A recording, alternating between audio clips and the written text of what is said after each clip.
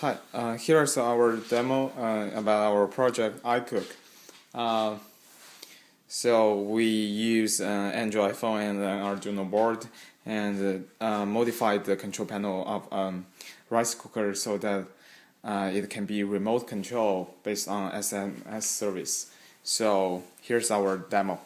And first, launch our application on the phone. Set the phone number.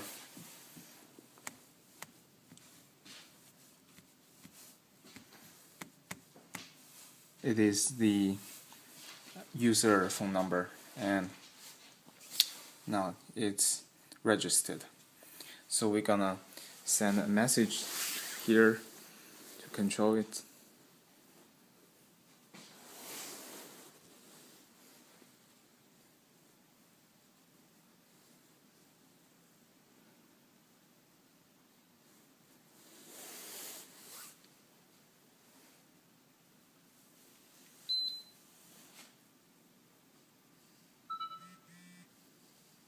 And get the feedback message.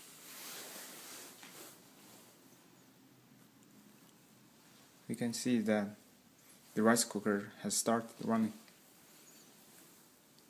and we can cancel it.